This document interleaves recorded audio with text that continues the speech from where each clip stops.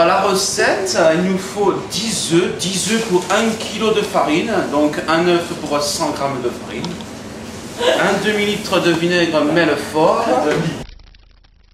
et 100 g de poivre de Sichuan. Bonjour, donc pour la recette du mois de juillet, je vais vous faire des nouilles en impression d'herbe, des nouilles grand-mère. Donc pour faire cette recette, il vous faut de la farine, type 45, des œufs, un œuf pour 100 g, des herbes, de la nette et du cerfeuil, un soupçon de vinaigre, un peu de poivre du moulin, du sel et de l'huile d'olive. Donc on va démarrer. On va peser 500 g de farine.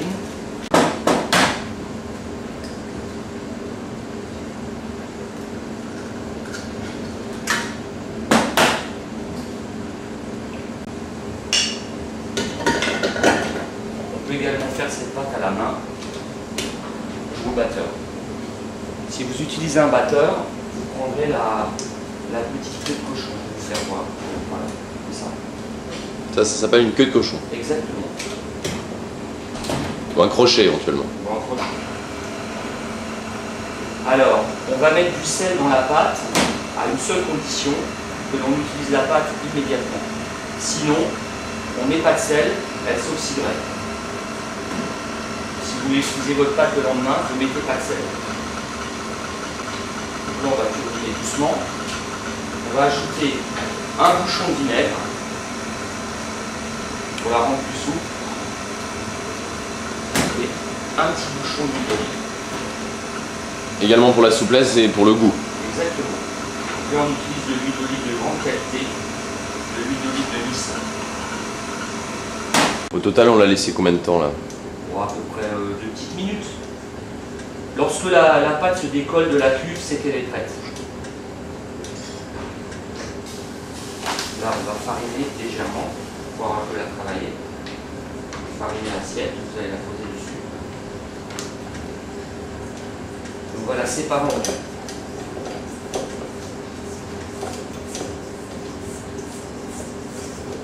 Il est plus facile de la travailler en deux fois. Donc il serait mieux de la laisser reposer un tout petit peu avec un linge à la température ambiante et la travailler dans 1 heure. Mais là, on ne peut pas le faire. Donc là, chef, vous allez nous proposer 2 méthodes pour, Exactement. pour la pâte. L'utilisation d'un laminoir. Voilà, tout à fait. Donc il y a des ménagères qui ont ce genre d'appareil petit chez elles. Et sinon, on peut très bien rouler la pâte à la main. Donc là, je vais passer la pâte au laminoir. Donc on règle le laminoir sur le plus gros espace. On va fariner notre table, légèrement. Plus gros espace, c'est-à-dire? Bon, les rouleaux, il faut que les rouleaux soient écartés au maximum, quoi. Voilà. Donc là, elle est sur 10. Donc on va avoir une pâte relativement épaisse là. Voilà, au départ. Sinon, vous aurez des problèmes pour la passer. On la façonne un peu, et on y va. Et on tourne. On va récupérer notre pâte de l'autre côté.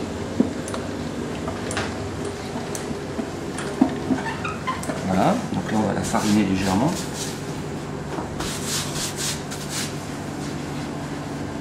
Ensuite, on réduit l'espace. On va le mettre sur 5.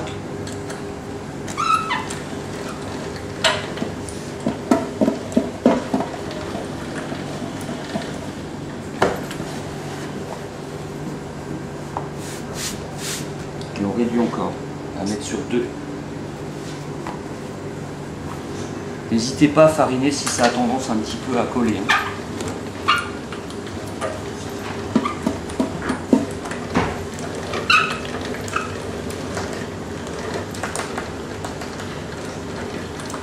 Voilà.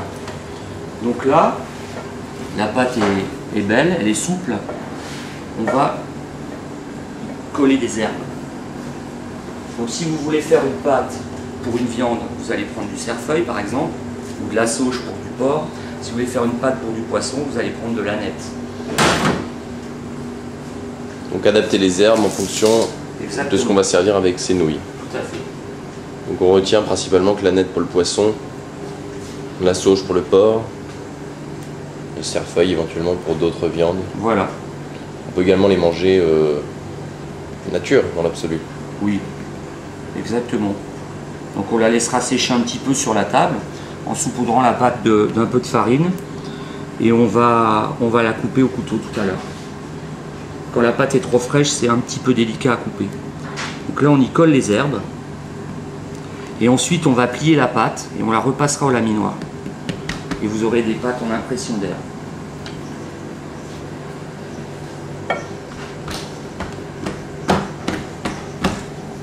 Pour l'instant on ne voit pas encore à travers, mais on va la repasser au laminoir. J'allais vous le dire, chef.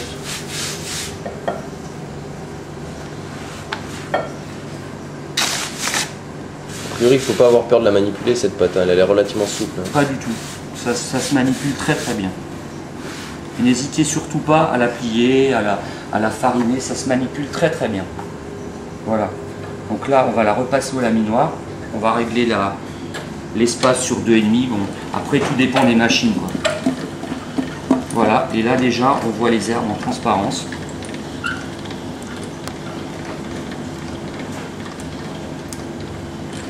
Et ensuite on va la laminer encore plus fin. Et là on va régler notre appareil sur 1 pour avoir l'espace minimum.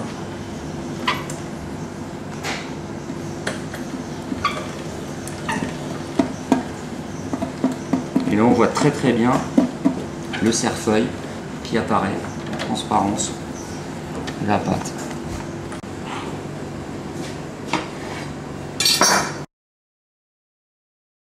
Donc au rouleau, c'est pareil, c'est un tout petit peu plus dur on va dire, mais comme notre pâte est bien souple, ça va aller très très bien.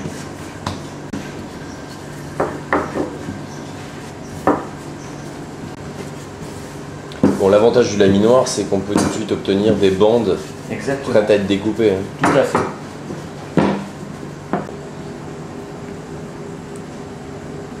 Donc là, à la nette, on les servira essentiellement avec du poisson ou des crustacés. Plier. On fait comme tout à l'heure. On va refariner un peu notre table et on va l'étaler en bandes. On va laisser sécher la pâte quelques instants et on va la couper.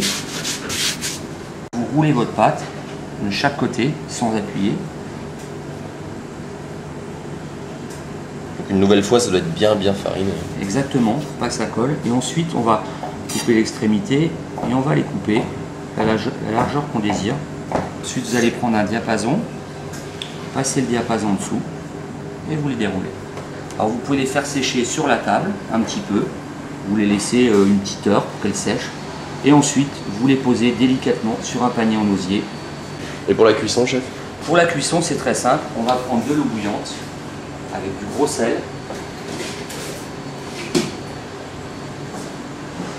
On met une bonne poignée de gros sel. Vu que là, notre pâte n'est pas salée.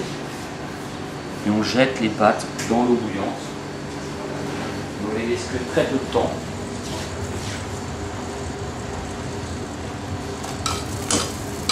Voilà, on laisse bien bouillir l'eau. Très peu de temps, c'est-à-dire? 2 petites minutes là. 2 petites minutes, elles sont cuites. 2-3 minutes et c'est cuit. On égoutte. Ensuite, on égoutte et on lit au beurre. Et bon appétit bien sûr. Merci chef.